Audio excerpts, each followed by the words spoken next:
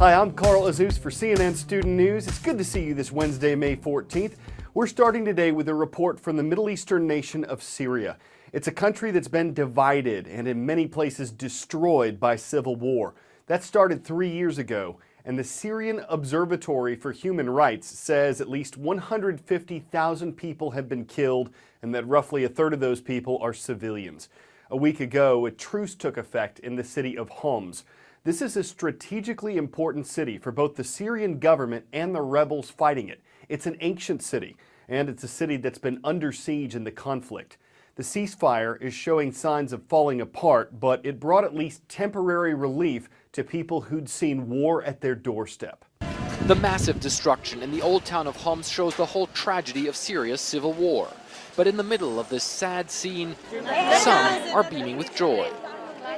Zeynat Akhras is one of only a handful of civilians who lived through the entire 2.5-year siege of old Homs.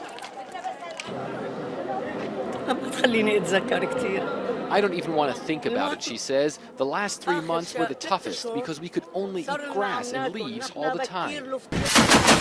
The Syrian army sealed off Homs after it fell into rebel hands. Supplies of food and medicine quickly depleted.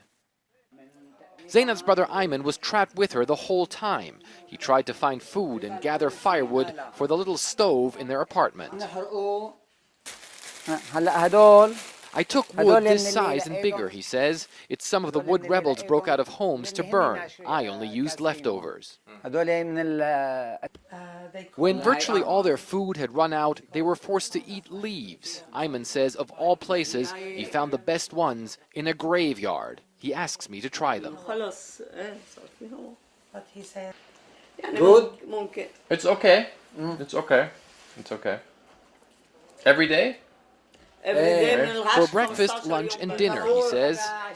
And each meal was just a tiny bowlful. What we always have to keep in mind is that the people who were stranded here were not only starving, they were also subject to intense shelling pretty much round the clock that laid waste to large parts of the historic town of Homs. With its use of heavy weapons and the siege of this and other districts in Homs, the Assad regime has been accused of using starvation as a weapon in the civil war. Zeynat and Ayman say their apartment was raided by opposition fighters dozens of times, and the rebels took most of their few remaining supplies. They took everything, he says: marmalade, 5 canisters of olive oil, honey, tea. They didn't leave anything. After more than 2 years of hunger, Zeynat is weak. She weighs only 34 kilos, around 68 pounds. These photos from a family celebration show her before the conflict began. Next story takes us to the U.S. state of Texas. A wildfire started burning in the Panhandle on Sunday, and strong winds whipped it across the landscape. As of last night, the Texas A&M Forest Service said the fire was about 65% contained, but it had still destroyed more than 90 homes, dozens of other buildings, and forced the evacuations of thousands of people. Wildfires are relatively common in the U.S. On average, the country sees more than 100,000 of them a year. They burn between 4 and 5 million acres. That's like millions of football fields. And the vast majority of these fires, about 90%, are caused by people, though officials don't know yet what caused the one in Texas. Time for the shout out.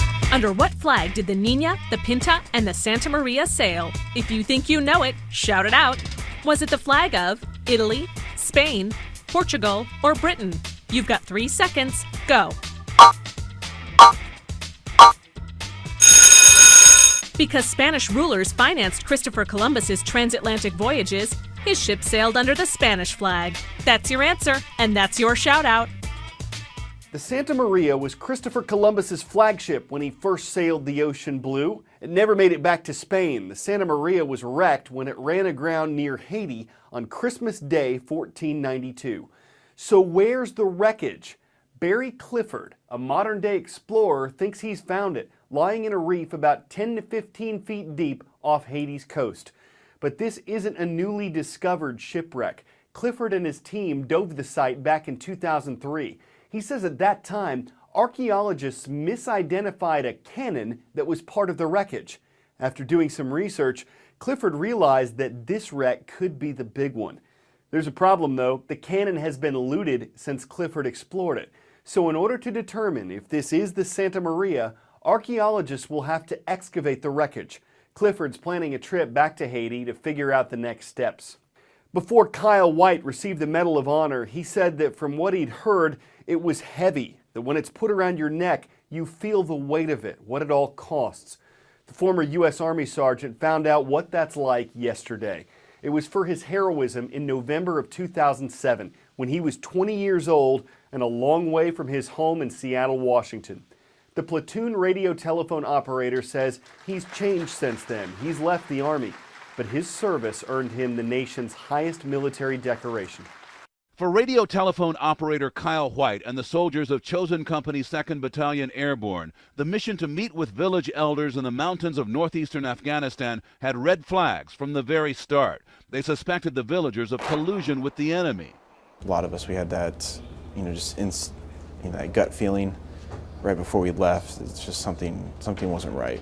More alarms. It seemed like every male of fighting age and above was at the meeting. Radio communications were coming in a language the interpreter did not understand. And then when they left, the shooting started. One, and then 2 shots, and then the echo, and then just fully automatic fire, and rocket-propelled grenades coming in from, seemed like, everywhere. White was knocked unconscious. When he woke up, 10 of the 14 Americans in his unit were nowhere to be found. Among those White could see was Marine Sergeant Philip Box, by now severely wounded. White repeatedly braved enemy fire to drag Box to safety. Box later died, along with 5 other Americans. The Medal of Honor is being awarded to White for what he did to try to save his comrades and get them out of there, though he says he never expected to make it home himself. I told myself from the beginning of that ambush that I was going to be killed. Just the amount of fire, I'm not going to make it through this. But he did, along with Specialist Kane Schilling of Iowa, who says he owes his life to White. I was probably more excited for it than he was, just because it shows, he absolutely saved my life that day and many others. Those who survived wear wristbands bearing the names of those who did not. White sees the Medal of Honor as a tribute to them. To me, the heroes are those that lost their lives that day, because they gave their lives in defense of all of us and all of America.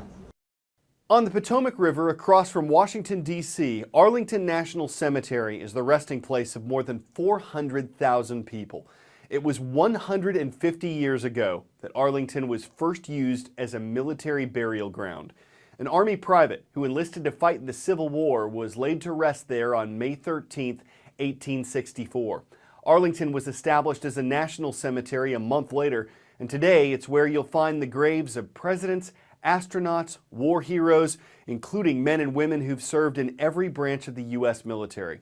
Arlington is still active. There are thousands of funerals held there every year, and there are plans to expand the site to ensure its availability for decades to come.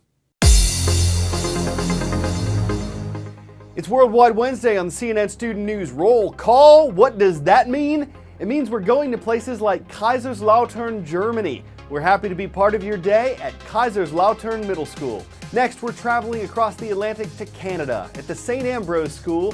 Thank you for watching in Calgary, Alberta. And now across the Pacific to Japan at the Muroran Institute of Technology. We're glad you're watching in Muroran, Hokkaido. Edna Lamping never made it to her high school prom. Her family was strict and didn't let her go. But more than 70 years later, she and her husband were the VIPs at this year's prom for Montour High School in Pennsylvania. Edna's husband, who's 1 year older at age 92, says he had the best looking girl there. And they showed everyone how to dance, or at least how they dance. I love this season. It reminds me of the proms I went to. I'm glad there are no pictures of me lying around anywhere, because that'd be pretty embarrassing, especially considering the size of my hair and the way I just hand it up for the camera. Well, that's just so you can picture it. I went to junior and senior proms, had perfect attendance. It was a chance to step up, step out, and step on my date's feet. One thing we can promise, there are always puns afoot on CNN Student News. I'm Carl Azus. Hope to see you tomorrow.